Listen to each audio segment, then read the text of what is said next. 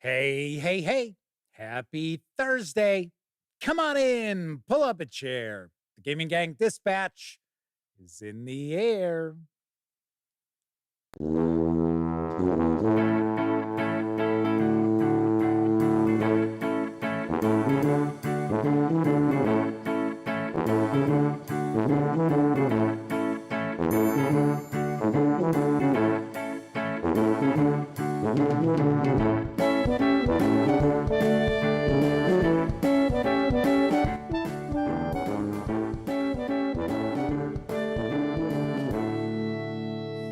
Howdy, gang, and welcome once again to the Duct Tape Studios. I'm Jeff McAleer, your host, here at the Gaming Gang Dispatch, brought to you by, interestingly enough, thegaminggang.com, of which I happen to be the founder and editor-in-chief.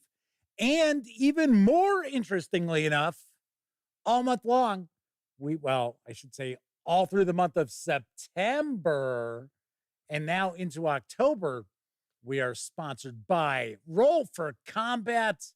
Yes, the home of the Battle Zoo Bestiary Elemental Storm Kickstarter, which I will talk about in just a few moments. But welcome aboard, everybody. Tonight is Thursday, October 3rd, 2024. This is live stream 1108. If you're not overly familiar with the show, let me point out super casual around here.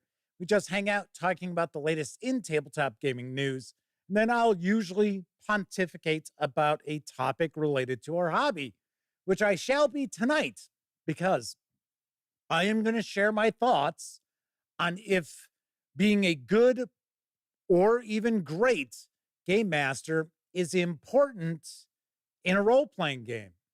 You might be surprised by my answer. You'll have to hang out, find out. Anywho, but we'll get to that in just a bit. Once again, like I said, super casual. We are certainly not involved in anything along the lines of rocket surgery or any stretch of the imagination like that. But of course, should also point out, when you're not watching videos on the Gaming Gang channel, be sure to visit gaminggang.com for all latest in tabletop gaming news, reviews, and a whole lot more you are not going to find here on YouTube. You know the drill. Get your geek on at thegaminggang.com. And of course, because this is a live show, that means there is chat available. It's not on screen. It's one of the ways I keep some of the more unusual commenters at bay. And you must be a subscriber to the channel for at least 10 minutes before you can take part in chat. Yet another way I keep some of the more unusual commenters at bay. But if you check both those boxes and you want to say howdy, howdy ho, cow.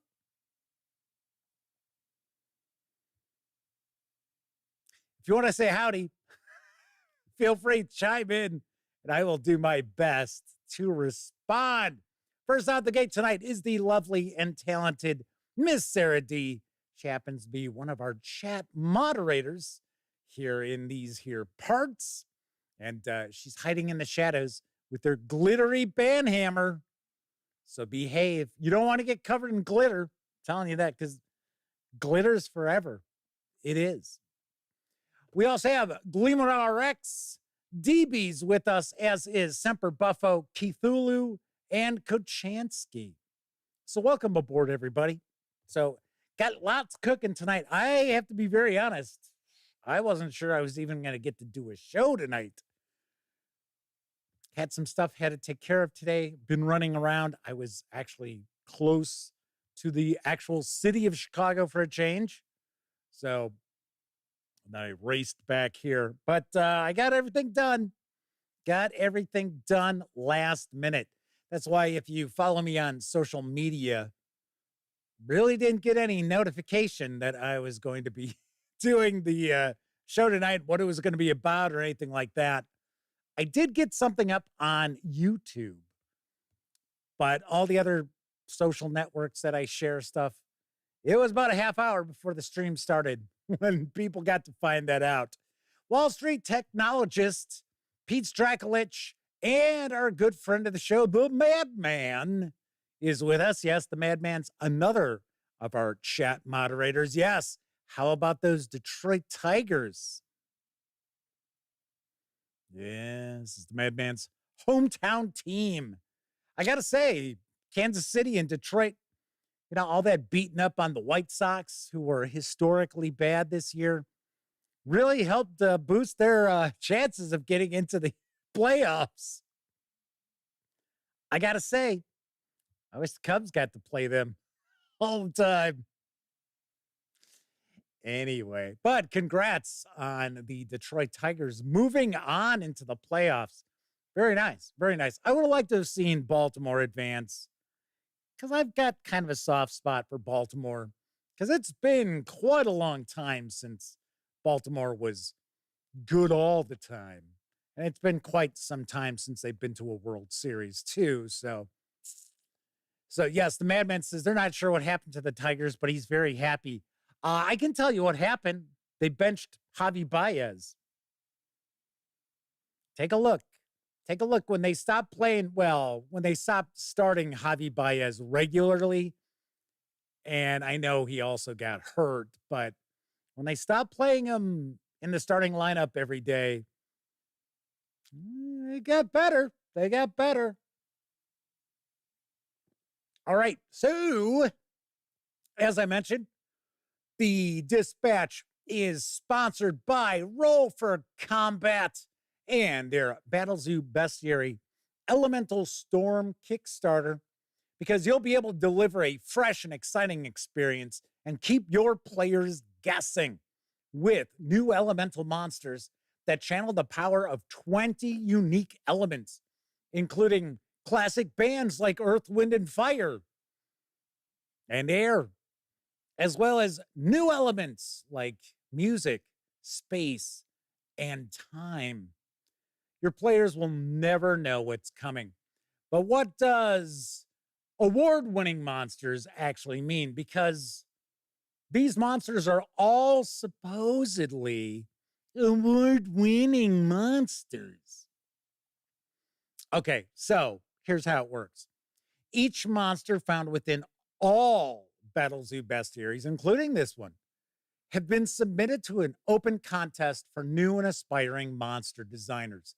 Entries were judged in 2 rounds. First, all entries went through an open judging process where anyone could rank each monster based on a number of criteria. After that round was completed, the top monsters were selected, and then industry professionals scored the top entries on new criteria, producing copper, silver, gold, and platinum winners, as well as one grand prize winner, which was depicted on the cover. Not only did each winner get their monster depicted in the book, each also received a cash prize. Inside the book itself, next to each monster, you will find each winner's name and medal rank. So yes, each monster in the Battle Zoo Bestiaries truly is award-winning. Now, the Battle Zoo Bestiary Elemental Storm is over 1,600% funded. Yes, I double-checked that yesterday. Well, actually, I think it was earlier today. This morning, the wee hours of the morning. It is available for 5e Dungeons & Dragons, as well as Pathfinder 2nd Edition. And you can reserve a copy of the hardcover in the flavor of your choice for a $60 pledge, or you can score simply the PDF for a $30 pledge through October 8th with an expected delivery next spring. And yes, you already saw me flash this. Mine's out of the gutter. The Elemental Storm Kickstarter book, yes.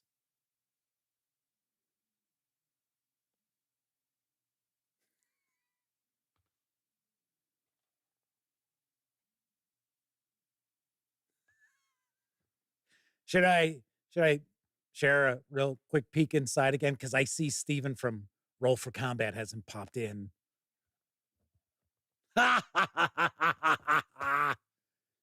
Because I'm not supposed to share any of the interiors of that book, but it does not matter. So thank you very much to our sponsors, Roll for Combat. They will be our sponsors through October 8th. So should point out, I think Wall Street Technologist is a first-time visitor in chat. Gary Mountford is with us. For some reason, that name rings a bell. I could be wrong. So if it's a first-time visit for Gary, welcome aboard.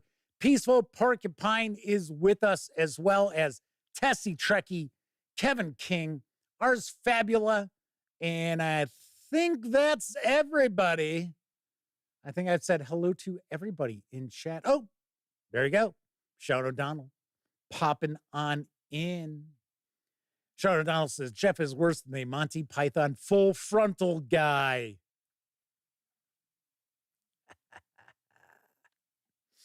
Yes, yes. Wall Street Technologist says, lawyers are on the way. Hey, as long as they aren't Pinkertons, I'm okay. Because I know what the Pinkertons are like. I know what happened with Jesse James' brother. Jesse James' mom. Evil Pinkertons. Pinkerton man. All right, let's jump on into the news because there's some really exciting stuff that I am going to share. And right off the bat, currently up on the GMT Games P500 pre-order list is Twilight 2000's 20th Anniversary Hall of Fame Edition. Yeehaw! Here's what I know. On November 9th of 2009, the world marked the 20th anniversary of the conclusion of the Cold War. That was a day that the Cold War's most tangible symbol, the Berlin Wall, was regulated to the ash heap of history. Unlike the 20th century's other great conflict, the Cold War did not end in an explosion of neutrons, but rather an explosion of human freedom and optimism. We had avoided what many thought inevitable, the destruction of mankind through armed conflict between the Soviet Union and the United States. Overnight, the face of Europe had changed. Suddenly, all things were possible. That was now 35 years ago. Sadly, we all learned that the end of the Cold War was not the end of history. Mankind would find new ways to divide itself. While the threat of nuclear holocaust disappeared, newer and more sinister forms of conflict would take its place. Got to be honest, I don't think the threat of nuclear holocaust has disappeared one iota. Sorry to say. Where once superpowers bestrode the globe, decentralized networks and even individuals now command the world's attention. The 20th Anniversary Hall of Fame edition of Twilight Struggle seeks to capture the feeling of that earlier era, as did the original printing of the game. Twilight Struggle is a two-player game simulating the 45-year dance of intrigue, prestige, and occasional flares of warfare between the Soviet Union and the United States. Using the card-driven game mechanics pioneered in such award-winning games as We the People and Hannibal, Rome versus Carthage, Twilight Struggle recreates the conflict between the most powerful nation-states the world has ever known. The scope of the game covers the entire world as it was found in 1945. Players move units and exert influence in attempts to gain allies and control for their superpower. As with GMT's other card-driven games, decision-making is a challenge. How to best use one's cards and units given consistently limited resources. Twilight Struggle's event cards add cover. Should be. That's not right. Twilight Struggle's event cards add cover? Let's drop that ad. They cover a vast array of historical happenings, from the Berlin airlift to the Vietnam War and the U.S. peace movement to the Cuban Missile Crisis. Twilight Struggle 20th Anniversary Hall of Fame Edition adds even more beauty and play options to the original game. The Hall of Fame edition is for 2 players, ages 12 and up. That's what I say. I think GMT says 14 and up, but I'll be the first to point out I have shared Twilight Struggle with people who have never gamed. Granted, they were older than 14, but I think 12-year-old gamers will be just fine. Plays in about 2 to 3 hours once you have an understanding of the game. And this 20th Anniversary Hall of Fame edition is available for the P500 pricing of $60. It's going to carry an eventual MSRP of $89. And I will tell you right now, $60 is a steal. This is my favorite board game of all time. Twilight Struggle is my numero uno board game. Yes, love it, love it, love it.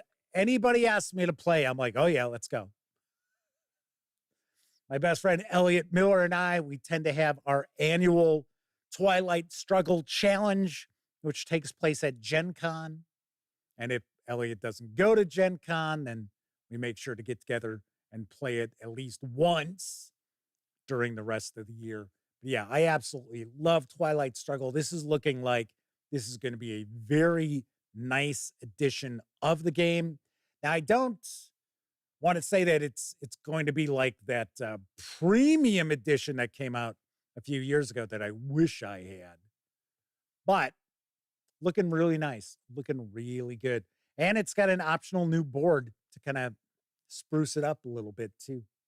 Sweet, very sweet. Jack Hanks is with us in chat, as is Vorpal Bite. Good to see you both. Welcome. DB is sharing some news that I'm actually going to talk about after the news, because we'll actually really have 2 topics tonight. And we will get to that because we are going to discuss that a little bit. Not a ton.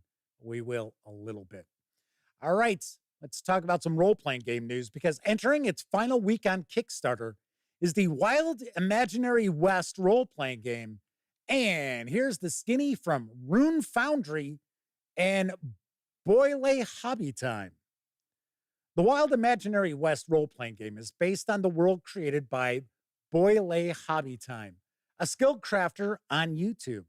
A role-playing game is a cooperative storytelling adventure, in case you had no idea what a role-playing game was. You create characters and roll dice to drive the narrative. Complete expeditions together, upgrade your characters, and become legends. You might find yourself protecting wagon trains from prairie wolves, finding missing persons taken by the Badlands Sasquatch, harvesting monster parts from the giant centipede, gathering scraps for weapon and mech upgrades, recovering lost treasures, fending off local bandits, and more. Because you help create the story, the opportunities are endless. You'll gain prestige and trophies to take on greater and more dangerous expeditions. Gather your posse and play as a character you create in an alternate history of the United States of America, where monsters rule nearly everything west of the Mississippi River. Pick your trade, assign your skills, and choose a starting weapon. Later, you'll be able to acquire new abilities and technological upgrades to take your character from cowpoke to legend. Each trade also has their own character sheet. These are a resource and reference for the players by keeping track of who their character is, how they're doing, and what they have. It contains information for a character's specific role and helps them define the character's wishes and worries. The book is the heart of the game and will contain everything you need to play, plus beautiful artwork created by Hardy Fowler, Boylei Hobby Time, and Rune Foundry. Especially for fans of the Wild Imaginary West, the lore and artwork in this game make for a beautiful collector's item. There is a short Kickstarter video, give you a little bit more information. So let's take a peek.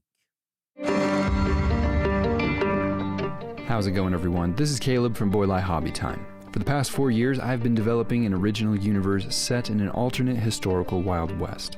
I've been creating and displaying that world in the form of dioramas and miniatures on YouTube since 2021. And now, for the first time, I'm bringing it to life in a new way for you to enjoy. I've partnered with Rune Foundry to create an RPG from the ground up designed to perfectly fit the setting of the wild imaginary West. In the game, you'll be able to create your own character from one of 6 trades and develop the unique skills and abilities that come with that role. You'll be able to upgrade and master your weapons, use special items, and eventually get mechanized wagons to take you deeper into the unknowns of the West. You'll be able to hunt and be hunted by giant North American wildlife and cryptids, both familiar and unknown, all while exploring the vast, larger-than-life landscapes west of the Mississippi.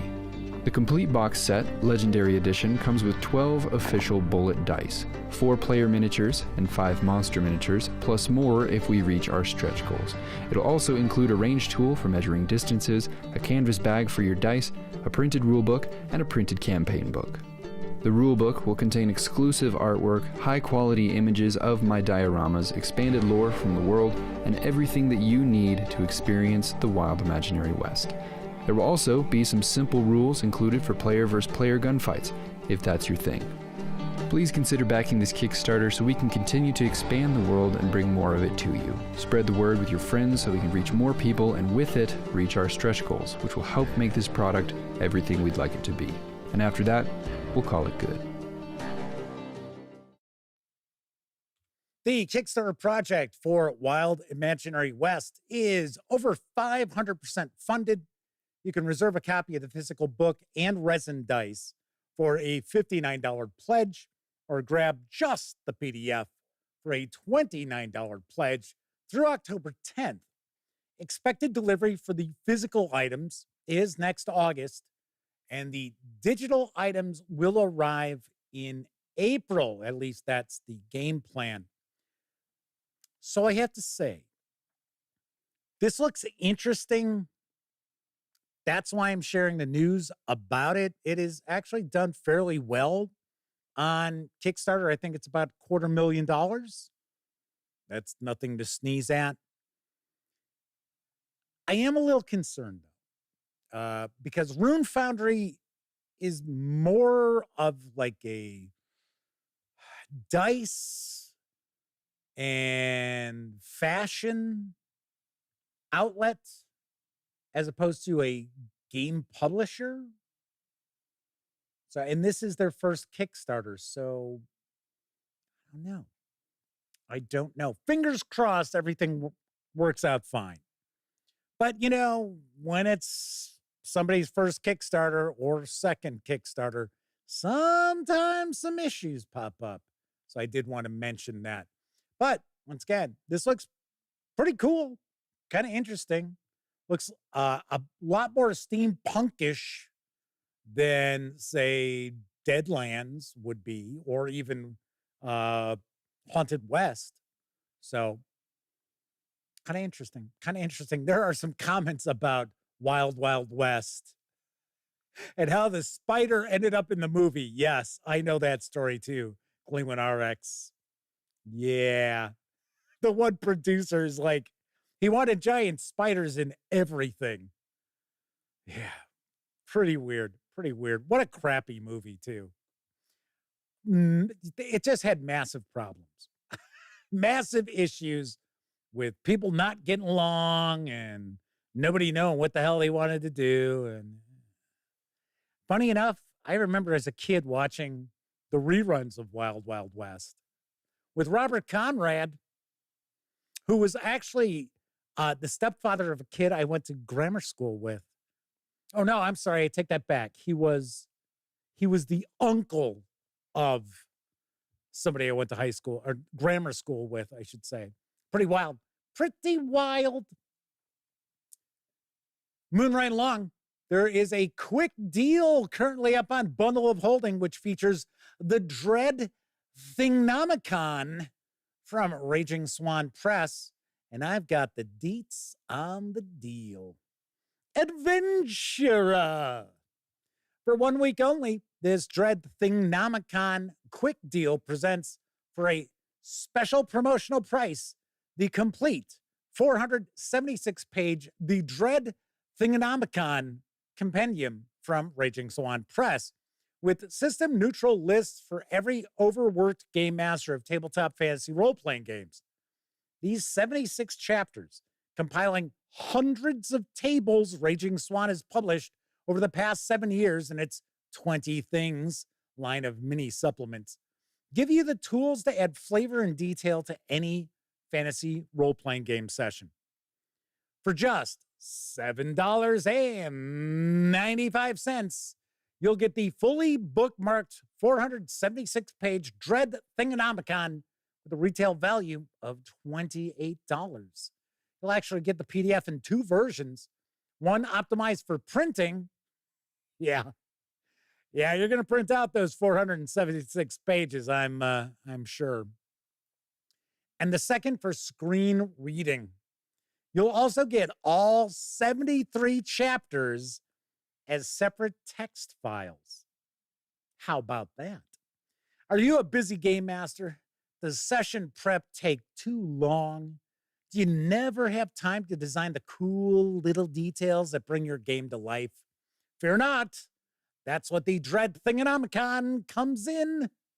Crammed full of system-neutral themed lists, flavorful NPCs, and more, the Dread Thingonomicon is designed to give you, the time-crunched GM, the tools to effortlessly and flavorsome add flavor to your game. Now, do want to point out, this is a short-time deal. You got to take advantage of this before it runs out on October 10th. Very nice. Very nice. Pretty cool. I remember sharing news about this when it first came out, 2022, I seem to recall. I would like to check out some physical Raging Swan Press stuff because I hear good things. I hear good things about them, and they seem to have their old school heads screwed on correctly. So pretty nice. Pretty nice. We got a few more folks popping on into chat.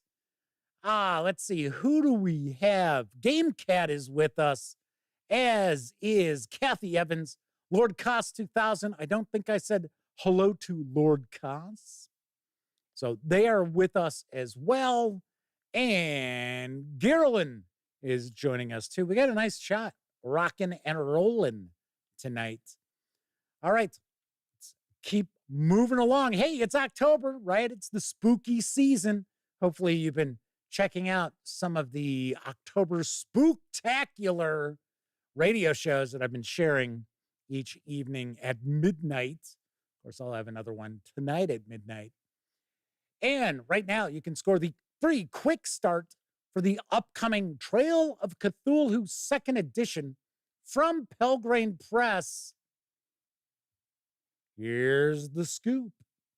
Trail of Cthulhu is an award-winning tabletop role-playing game of horror and mystery, powered by the story-forward Gumshoe system. The revolutionary Gumshoe rule system by award-winning designer Robin D. Laws speeds and streamlines play, ensuring that as your characters plunge into Stygian subways, infiltrate forbidden libraries, and explore frigid Antarctic labyrinths, they always get the clues they need to move ever onward toward their fated confrontation with ancient truths too appalling for the mind to assimilate. The Trail of Cthulhu core book will contain all the lore and guidance players and game masters need to create dauntless investigators, build forbidding mysteries, and play stories of wonder and terror. Acclaimed game designer and Lovecraft scholar Kenneth Haidt remixes the Cthulhu mythos, providing players with eldritch tomes to sift for blasphemous lore and spells, and with a horde of unnatural monstrosities to battle with such knowledge. Award-winning RPG, adventure creator, and best-selling fantasy novelist Gareth Ryder Hanrahan adds a wealth of advice and tools for building your own mysteries, and for exciting improvised play. not a huge fan on improvised play. But hey, you know what? Gareth Ryder Hanrahan's pretty damn good author. Eerie art and period book design throughout will immerse you in the sepia-tinted world of Lovecraft's 30s, a time when cosmic malignity of the great old ones intermingles with the lowering threats of global totalitarianism. Yes. You can grab the free 23-page quick start simply by following the project on BackerKit. So the crowdfunding project has not launched yet. It's supposed to launch later this month. I think it's about 10 days or so. In the future, of course, I will share news about that when it does launch. But if you want to get a peek at what you might be able to expect from this second edition of Trail of Cthulhu, by all means, grab it. Get a peek at it. There you go. There you go. Kevin King says Pelgrane's Dying Earth was too much prose for too little game, in their opinion. I have reviewed Trail of Cthulhu, the first edition. I think I've become friendlier to it over the years. If I remember correctly, I think I gave it like a 7 out of 10. I will say it does eliminate some of those issues in Call of Cthulhu, where when you have your players roll shitty dice rolls and they miss clues on stuff, you know, rather than just handing stuff out to them in Call of Cthulhu, this changes things up so that your players get the clues they need to keep the story moving along. The thing that struck me, at least, all I got to do was review the core book PDF. If I remember right, there were like 2 or 3 short introductory tales. And it was kind of like, okay, so where's the Lovecraftian horror? They didn't strike me as being all too scary. But I have heard good things about some of the campaigns that Pelgrane Press has done. So, you know, I'll be sharing reviews of the Borellus Connection as well as the Fall of Delta Green in the very near future as well. Of course, doesn't have anything to do with Trail of Cthulhu 2nd edition, but can I tell you? Hey, speaking of Cthulhu, now available in PDF for Fantasy Age 2nd edition is the Cthulhu Mythos Supplement. And here's the latest from Green Ronin Publishing. Beyond fantasy and horror lies the mythos. From the start, the Cthulhu mythos has been a prime inspiration for fantasy games. Now, Fantasy Age Cthulhu Mythos expands that influence for Fantasy Age players, giving them everything they need to run a mythos-corrupted campaign, from new character options and forms of magic to dark grimoires, new monsters, and straightforward guidance for using the Cthulhu mythos in fantasy games. Cautiously gaze upon what lurks within, including new deep-blooded and dream ghoul ancestries to start play with the mythos in your blood. New talents and specializations from the mighty Unconquered to the potent, if foolhardy, Eldritch Sorcerer. Alienation and fear rules to assault the psyche, and the Dreamlands to explore its strangest notions. Eldritch sorcery from strange arcana to a detailed ritual magical system. Detailed game master advice, including new rules to turn monsters into mythos horrors, and a selection of fantasy creatures inspired by the Cthulhu mythos. There's also notes for incorporating elements from Fantasy Age's sibling, the modern horror Cthulhu Awakens role-playing game. Fantasy Age Cthulhu Mythos requires the 2nd edition of Fantasy Age, the core rulebook, to fully use its contents, but like all Age role-playing games, can be adapted to other Age systems with minimal effort.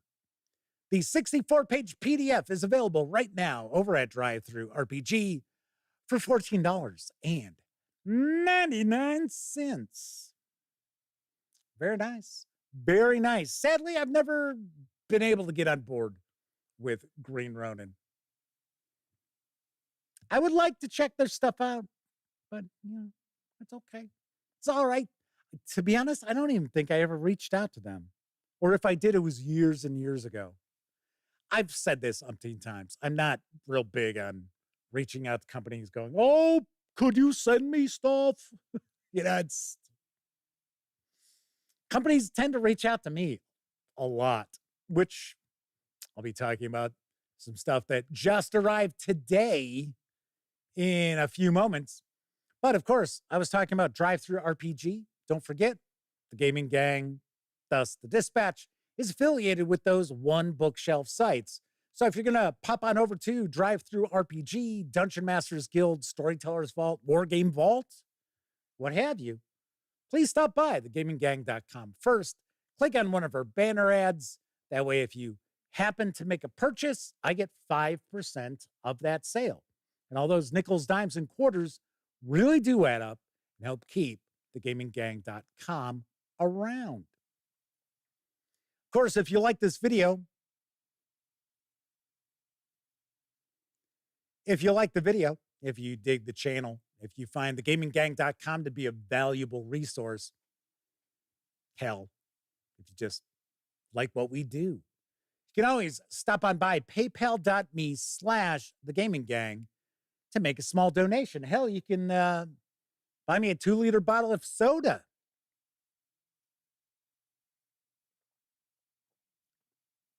Lovely. And there are some folks out there who stop on by paypal.me/thegaminggang and make not small donations, such as the Madman and Roger Perdome and Cassiopeia Nebula just recently stopped on by. So big thank you to all of you out there. If you utilize those banner ads and or stop by paypal.me/thegaminggang, it is much appreciated. Now, of course, if you don't do either of those and you want to help spread the word, by all means, please do. A lot of great ways that you can help out the Gaming Gang here on YouTube. Easiest is just and comment on videos. That's it. Shows engagement. More people get to see stuff. More people get turned on to the channel. More people hang out and chat. Might need to get another chat moderator. Not really. I have enough chat moderators, I'm sure. So we're going to get into tonight's topic in just a few moments. And tonight's topic is, well, how do we want to put it? Is a good/great game master really that important to role-playing games? We're going to discuss in just a little bit. But I have noticed some people were mentioning this in chat, and it's something I already was planning on talking about. Yes, Twilight 2000 and 2300 AD have been acquired by Mongoose Publishing. So they will now own those IPs. And funny enough, I knew about one of these back when the Traveler IP went over to Mongoose Publishing. And I wasn't able to talk about it because it had not been completely ironed out. So my contact had asked me not to share it after I had already shared the news. But I hadn't done the show yet. So something I like to do from time to time is toss little clues out there. So if you recall, we did a live stream and I talked about the acquisition of Traveler by Mongoose. And I also had the thumbnail from that video was from 2300 AD. And somebody would even say, hey, you need to change that because that's not from Traveler. And I'm like, I didn't say anything. I was just like, just a little clue, just a little hint, little Easter egg for you. Let's see. Russell Higgins is with us in chat, as is Auric Love God and Wallona's Cave. So welcome. Anyway, I think it's pretty cool. It's kind of weird because Twilight 2000, of course, Free League Publishing has been releasing the stuff for the 4th edition of Twilight 2000. It's a complete redesign. Mechanically, it's not related to the first 3 editions of the game. So I will give you my just off the cuff sort of impression that I have. I know nothing. Okay. I know none of the inside baseball with what's going on. Outside of Mongoose Publishing had said for this current period of licensing, Free League Publishing is going to continue to publish Twilight 2000. But the way they said, through this current round of licensing leads me to believe that we will not see Twilight 2000 with Free League Publishing very long or for much longer. All depends on when they needed to renegotiate their license for it. As far as Twilight 2000 and 2300 AD, obviously Frank Chadwick had to be involved in this. So that's what held up the 2300 AD, because it could have easily been announced with Traveler, but like I said, I was informed that everything hadn't been ironed out yet. So Kevin King says, unfortunately, this puts time pressure on getting the Free League version if you're interested. I would take a guess that what we'll see, because I know there were 2 upcoming releases for Twilight 2000. One is going to be, I forget what the title of it is, but it's going to be essentially Krakow. It's going to be the 4th edition kind of refresh, I guess we'll say, of Free City of Krakow, and then the adventure that came after that. So that we have had some tie-ins to that.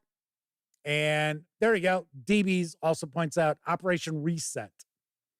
So Operation Reset is supposed to be the Free League Publishing storyline.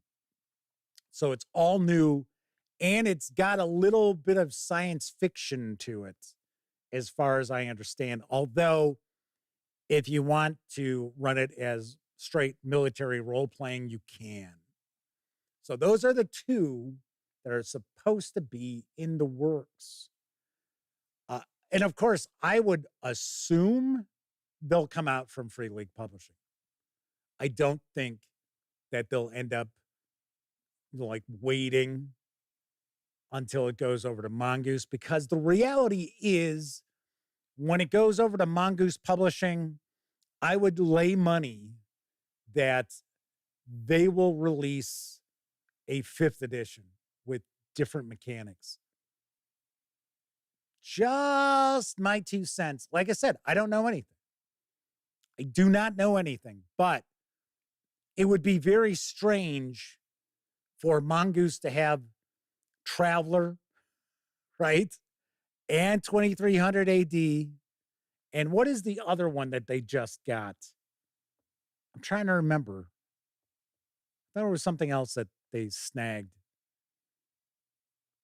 And then Twilight 2000, and then have Twilight 2000 utilizing a completely different, system. That would be too weird. I don't think they would do that. We'll find out. We'll find out. Tessie Trekkie said Mongoose made a comment about Twilight 2000. Yes, the announcement they made, unless something's changed, something that I don't. Yeah, that's exactly right. Right. Okay. So Tessie Trekkie points out what I just said, that it's going to be with Free League Publishing through the current license period. And then they said, as things stand, Mongoose has every expectation it will stay in their capable hands beyond that.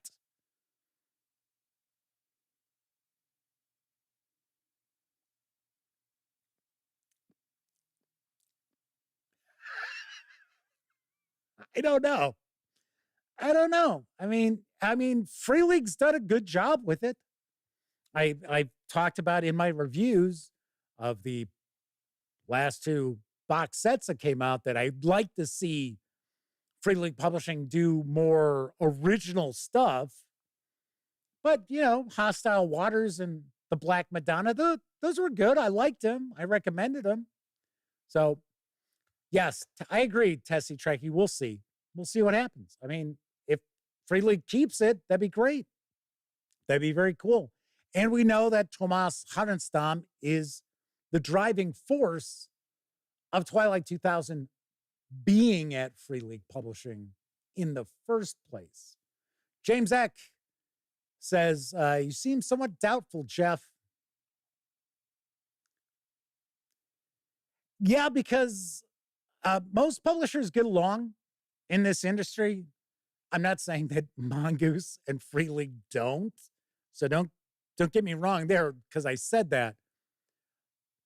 But if a company owns the IP, they tend to like to have everything in-house. They don't like to necessarily, split the pie. So I don't know. We'll find out. But hey, 2300 AD. Mongoose was publishing stuff for it anyway. And like I said, they almost announced when they said that they were getting the Traveler IP. There was, I guess, a hiccup. All I know. All I can tell you that I know. So, but no, I don't know anything else about like Twilight 2000, anything like that. Very nice. Very nice. So, yeah, I mean, that honestly was a pretty big announcement to see that. I know it didn't shock a lot of people out there already. So the Twilight 2000 part did. I think people were very surprised by that. I was surprised by that. So we shall see. All right. So we're going to get into tonight's topic in just a few moments. But first, I think it's time for a brief intermission. It's intermission time, folks.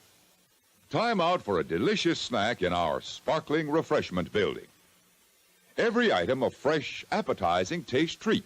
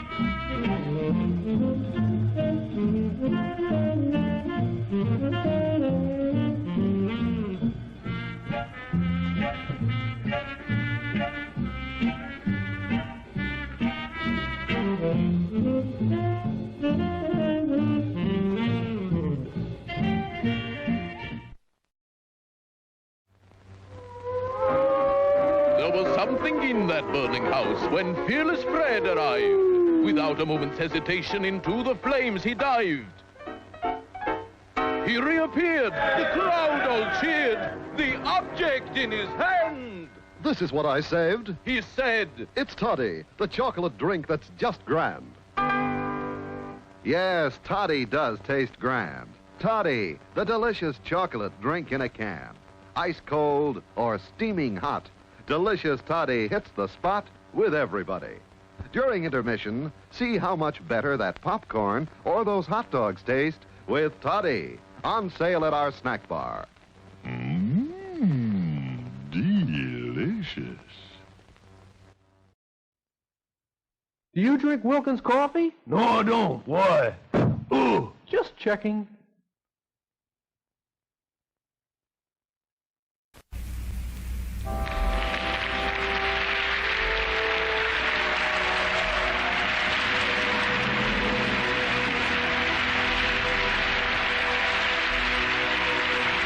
Bernhard, what the hell do you want here? He must be drunk. Quite insane. Oh, my God.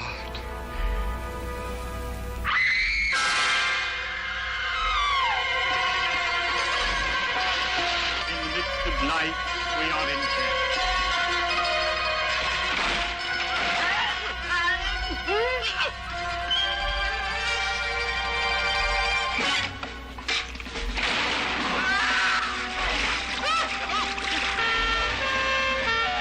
Sorry to have missed the meeting, but my heart is with you. Can't believe it. His head cut off.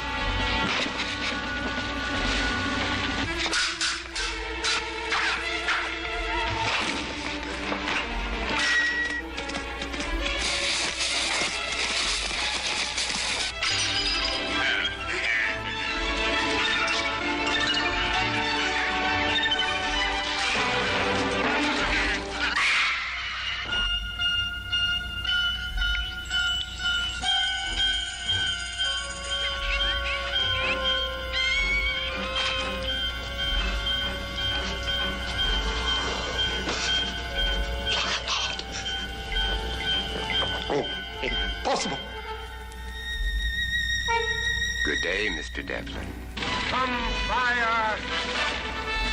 Consume this happy world, and in its ashes, let my memory lie.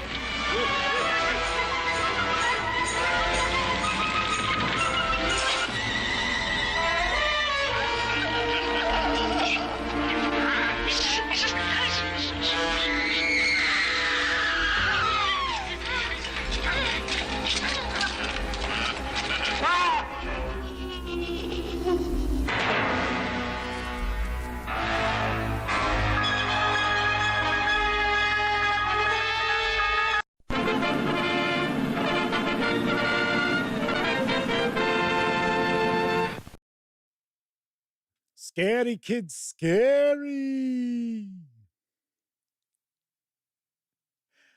Gleeman RX asks, how are you supposed to hold that can of scalding hot toddy? You'll hold that can, you'll like it. Don't you worry about how you hold it.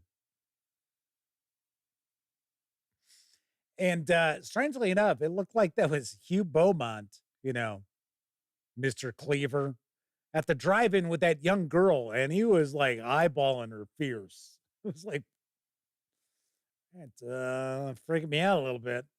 Little bit. Your seat at the table is with us in chat. Welcome.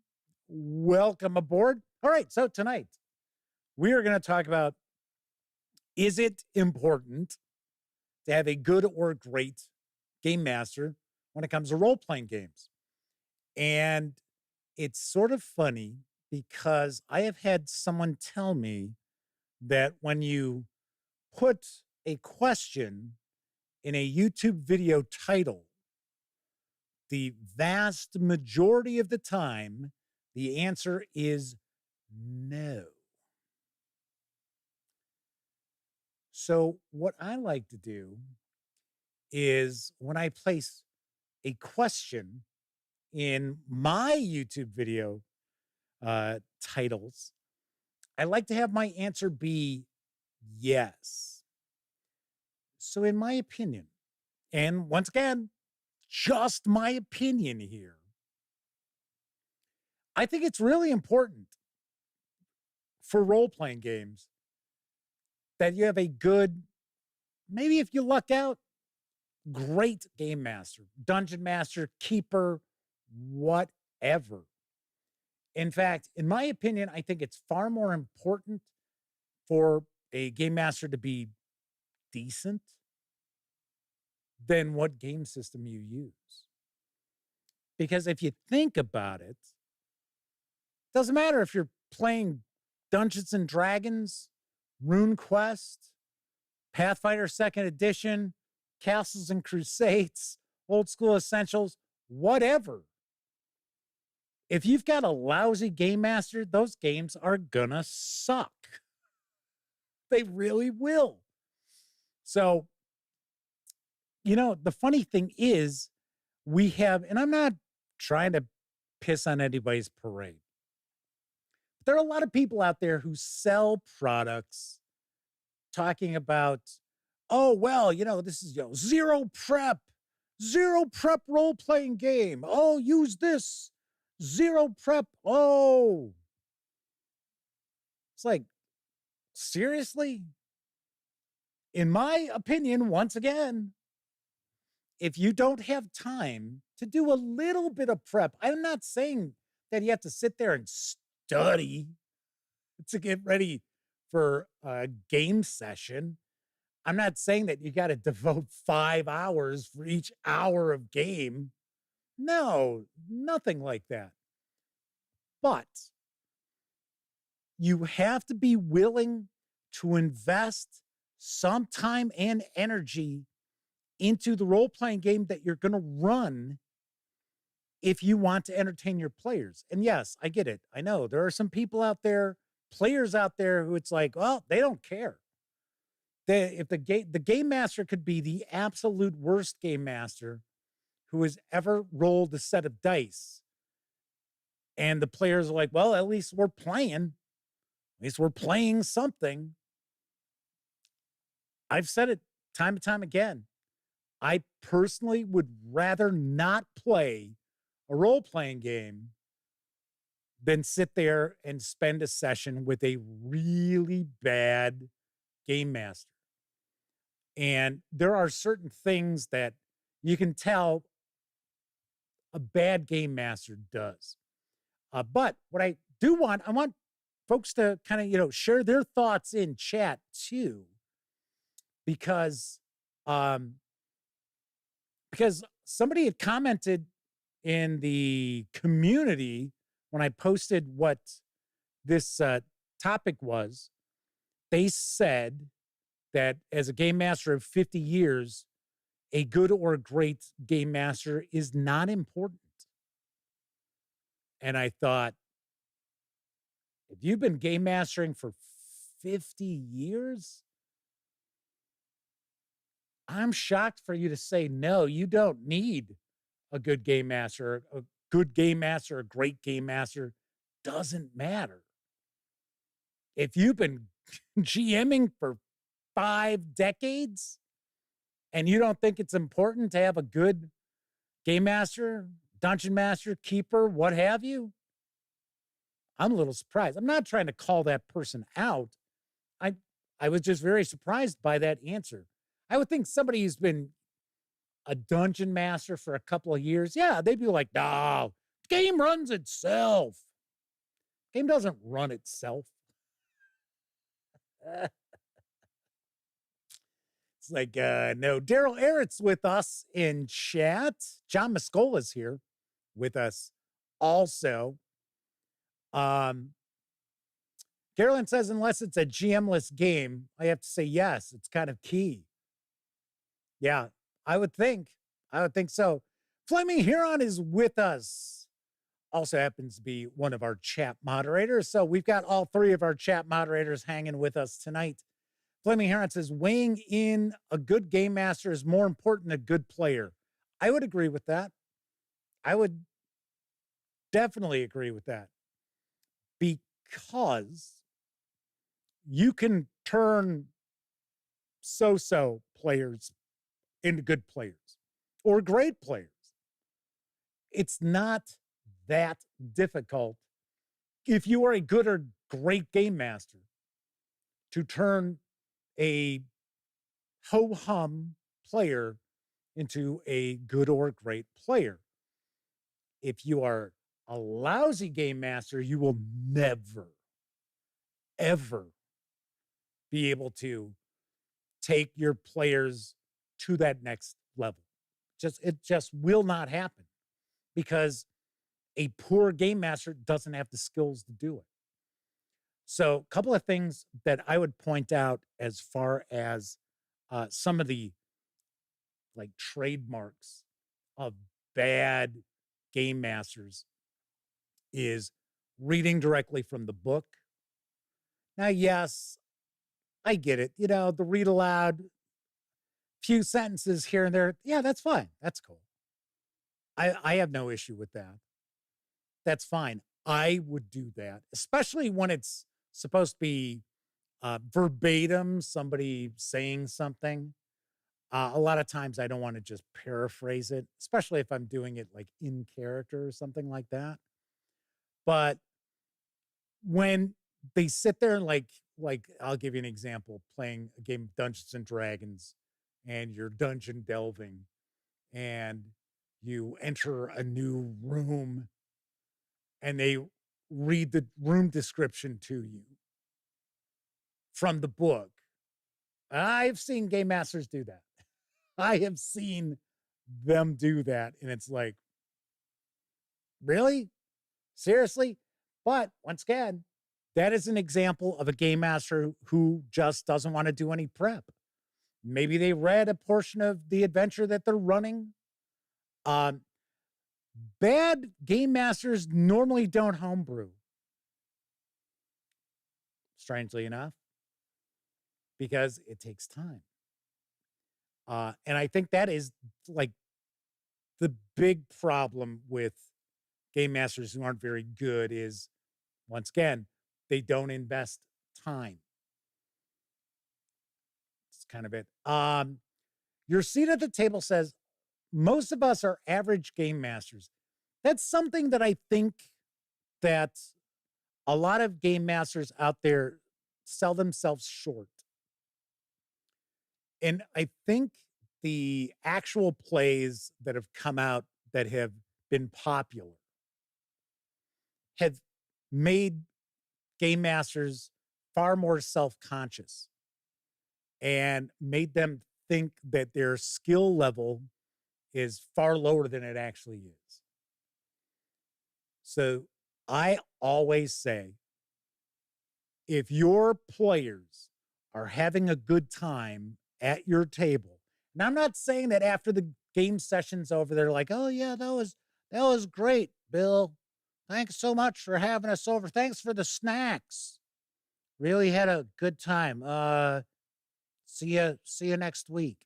I don't mean that. I mean, during the game session itself, when you see your players are having a blast, you're a great game master because you're doing what you need for your group to have a really good time. And that is the whole premise of us getting together at the table to play. Doesn't matter if we're playing board games, we're playing role-playing games. We're there to have a good time. And for some people, the game is secondary. It's the social activity that draws them to the hobby, and that's fine. But if that's the case, don't be a game master. Your seat at the table says, I've lost count of players who insisted they wanted to be the game master only to want to just play after a session or three. Yeah, because they realize it's not easy. And I know, once again, people like to make money by selling books and PDFs and things like that, talking about how easy it is to be a game master. and how easy it is to be a really good game master, and you can be a lazy game master if you want to. I'm not picking on that line of releases. I'm just saying you could be lazy and it's going to be okay. No, that's bullshit. It's just not true. Now, if you want to just sit there and roll dice and be like, okay, there's 20 kobolds. Start rolling. Well, then, okay. Enjoy yourself. And once again, I say all the time, there is no wrong fun as long as everybody enjoys themselves, nobody gets an eye poked out, and nobody's feelings are trampled, right? I say that quite often.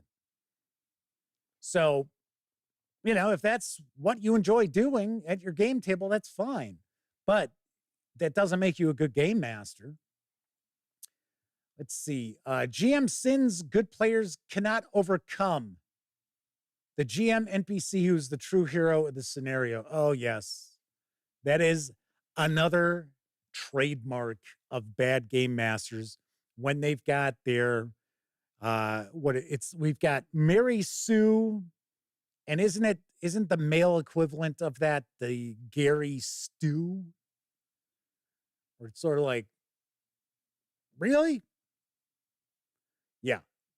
That is a true sign of a bad game master, because no matter what, the players are always in the spotlight. Now, you might have some players at your table who don't like being in the spotlight, but players are always in the spotlight, even in a situation where an NPC has to bail them out of something's gone wrong. The player characters are still the stars of the show, not the NPCs. And yes, I have seen games where it's like, what the hell is going on? This NPC is like, oh, it's Conan. Conan showed up. And we're not talking Conan O'Brien. Yes, that's it's just look. I remember, now this would have been mid 80s.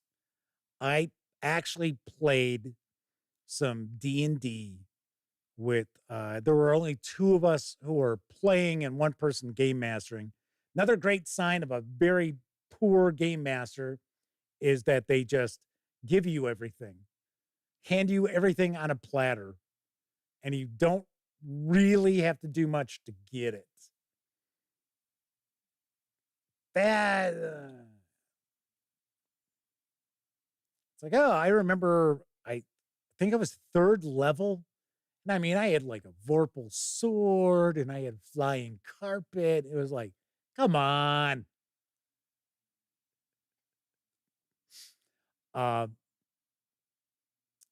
Flaming Huron asks, do you consistently have people coming back and playing more? You aren't as bad as you think. Yeah, right. Exactly. And, funny enough, something else I always say is a good game master can take a crappy game system and make it shine, and people have a blast. And we know there's no perfect role-playing game out there, but a bad game master can take a really excellent role-playing game and just shit all over it. So, let's see. Your seat at the table says, from experience, they've learned to encourage their players to play and learn to listen to the characters and expand from them. We loved Tabletop Role-Playing Games is with us. Says, I've been GMing since 1980. A good/great GM can overcome even bad game mechanics. Oh, there you go. Right. Perfect. Yes. Yes, that is something I firmly believe as well. A good game master could sit there and run a game with nothing more than a coin to flip. No joke. You could, just on the fly, just flipping a coin. Nobody's got dice. Hey, no problem. Got a quarter in your pocket. Your seat at the table says good game masters can spin an encounter responding to the player's actions and in-game conversations. Yes, because a good game master is going to riff on the players. What the players do is going to drive what the game master does. Another sign of a poor game master is that they try to cram their story down your throat. And it's like, well, this is my plot. I have plotted all this out. And by God, you are going to get on that train and you are going to ride that train till the end. It's like, now, Chris Lundgren says, fun recurring NPC that weaves itself into the campaign can be fun. Well, I've already talked about Zombie Mike. But Zombie Mike never took over the spotlight. Zombie Mike tended to be more of a catalyst to kind of, keep my players moving along. Flaming Heron says, Conan the Librarian, of course. Yes. Smacking people with books upside the head. Chris Lundgren says, without sounding arrogant, I have to turn people away because I don't have room in my games because my core players ask me to keep running. I feel blessed. Cthulhu says, it's good to have boundaries and self-care on your part to not have the additional stress of a ton of players. Yeah, I think the vast majority of game masters out there, they have a core group that they run games for. Now, there are some people out there who have multiple groups that they run stuff. Pretty sure the Madman is like that. Myself personally, I do not. That could change, but normally I do not. I have like the core players. Every once in a while, we'll get somebody's friend popping on in, checking things out, or somebody's boyfriend popping on in to check things out. So, and then it's kind of funny when the boyfriend gets dumped. It's like, well, yeah, you're out of the game.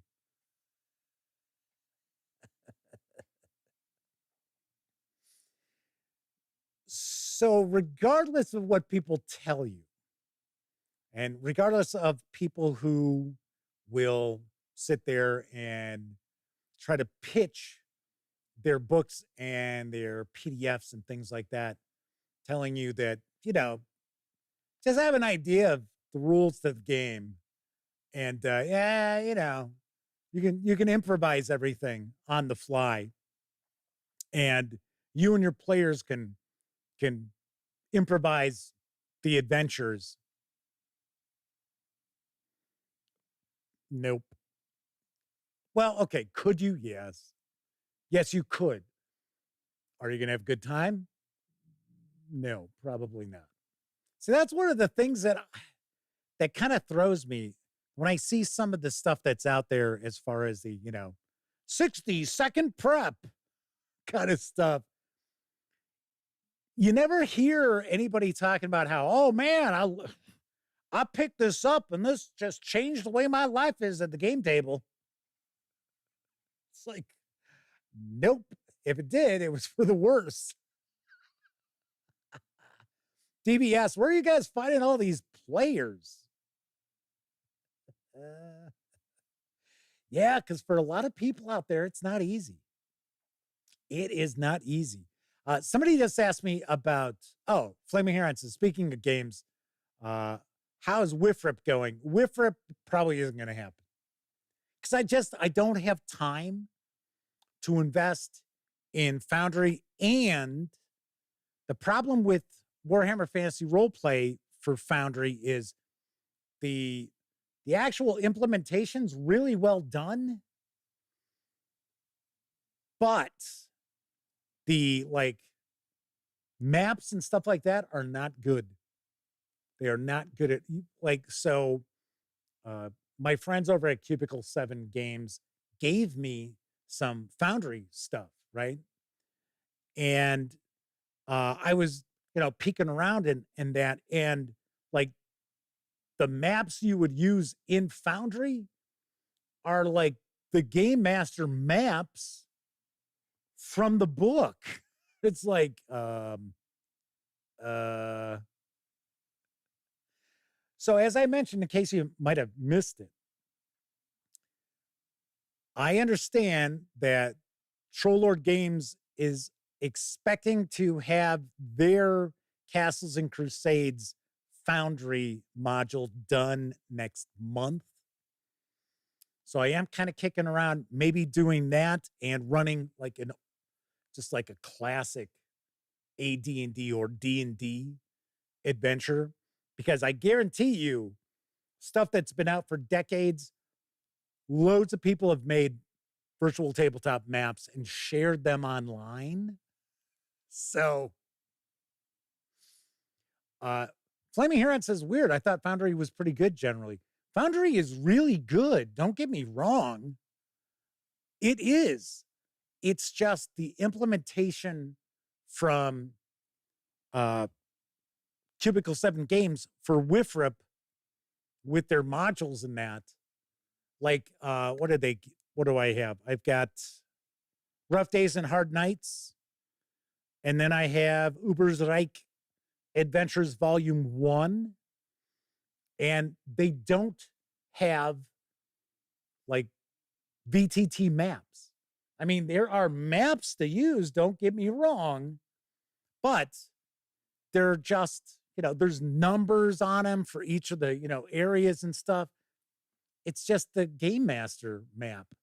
So Ziggy 7800 Pro is with us in chat. Welcome aboard. Sean O'Donnell says the software is the core, WIFRIP module is, the adventure stuff isn't always that polished. Yep, Sean O'Donnell says they've got Rough Days and Hard Nights. Same reaction. Yeah. I mean, if you don't want to use maps, don't want to use tokens and that, yeah, it'd probably be pretty good. But then again, if you're not going to do that, then why use Foundry? Might as well just, I'll just use Roll20. Not that I know anything really about Roll20 outside of it's pretty basic from what I hear from people. So, but yeah, I mean, Chris Lundgren's talking about Theater of the Mind. Theater of the Mind is great at a table.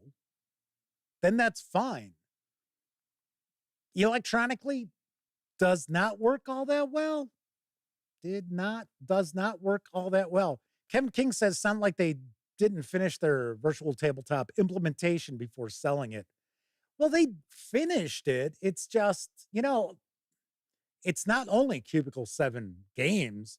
There are a lot of publishers out there who share stuff for Foundry or other virtual tabletops, and they don't go that extra mile to give you like the digitized maps and stuff like that for Foundry.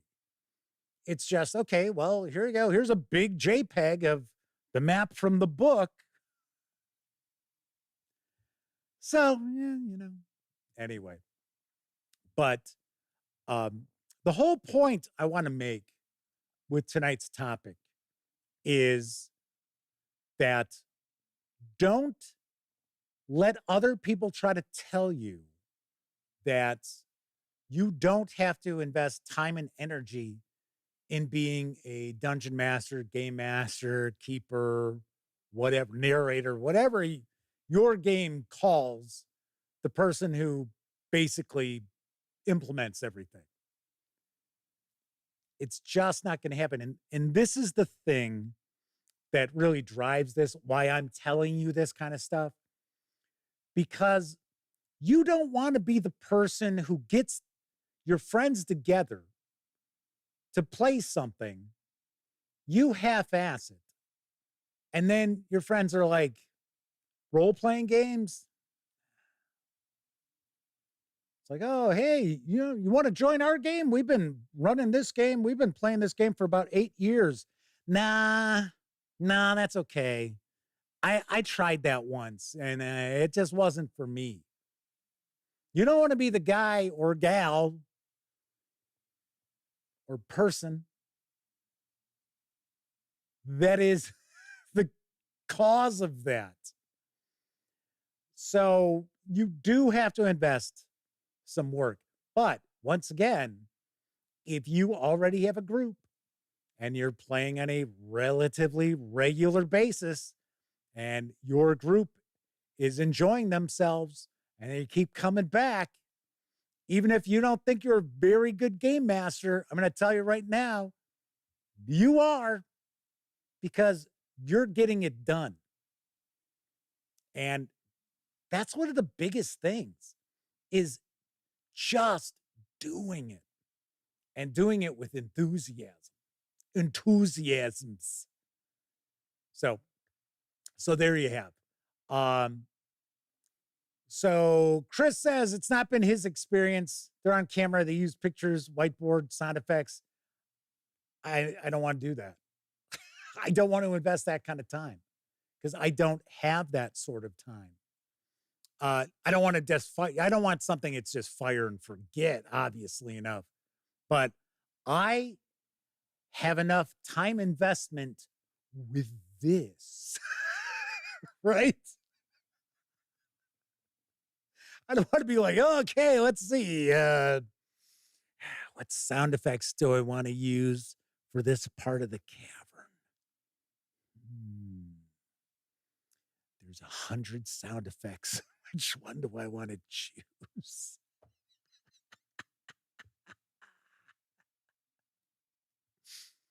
Flaming Heron says, count them in for Castles and Crusades if I decide to run it.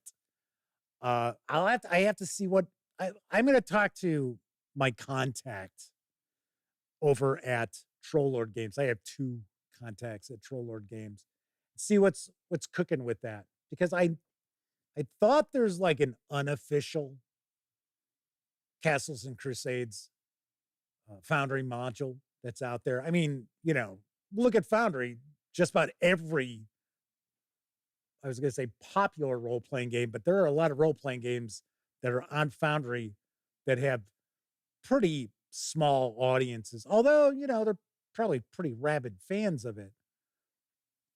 But I kind of want to see what they're doing officially. So, Gleeman RX says they hopped onto the Reforged Kickstarter. They're diving into Castles and Crusades as soon as that comes out.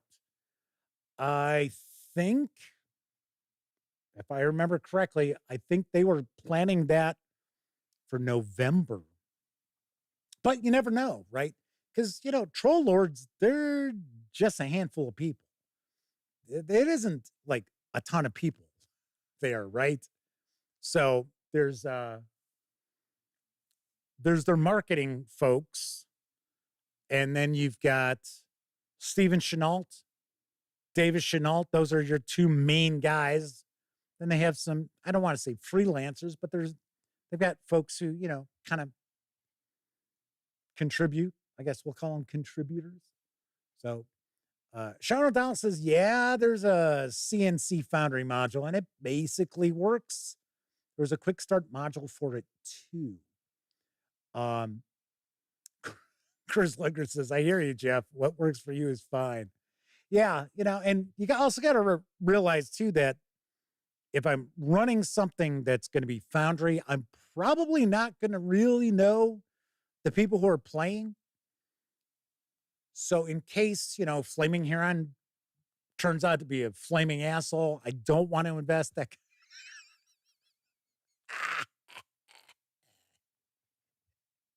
I'm just joking. All right. So before we wrap up, I got a bunch of stuff that has arrived that I do want to share with you. So yesterday, I guess Flaming Here, I like that one. Speaking of GMT, earlier with that smoking hot Twilight Struggle 20th Anniversary Hall of Fame edition, that just rolls off the tongue, doesn't it? The latest in the coin series has showed up. It is Red Dust Rebellion. I will be doing a first look at this. I am kind of surprised. I thought this was probably going to be like a lower complexity coin game, maybe like to introduce coin. It's kind of middle of the road, but it has got the highest rating for solitaire. So kind of cool. So I will be sharing that. I also got Musketeers versus Cthulhu, which is from, I think it's Nightfall Games. Yes, it is Nightfall Games. So I received this. I have the Secret Files of Section D for Savage Worlds. And this is from Imaginarium Games. I got the second edition of Slay Industries. Now, I know this is from Nightfall Games, as well as Terminator, also from Nightfall Games. And then I got I think this is the 5th edition of Chivalry and Sorcery from, I think it's Britannia Games Limited? Game Designs Limited. So this will fit in with our old school October. I have always heard that Chivalry and Sorcery is pretty crunchy. So I've got this. And then I also have Land of the Rising Sun, which is a supplement for Chivalry and, I'm sorry. Yeah, no, it is Chivalry and Sorcery. So we've got that, and also the Celts. People bust my chops for saying Celts and Celtic. I'm sorry, that's what I was always told. And I'm Irish. I'm first generation. So if my family members who grew up in Ireland tell me it's Celtic, I'm going to say Celtic, not Celtic. Basketball. Anyway, so there we have that. Those are what had shown up today. It was a big old box.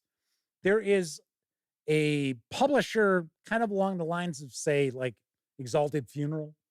How Exalted Funeral publishes various different companies like Necrotic Gnome. Same kind of thing.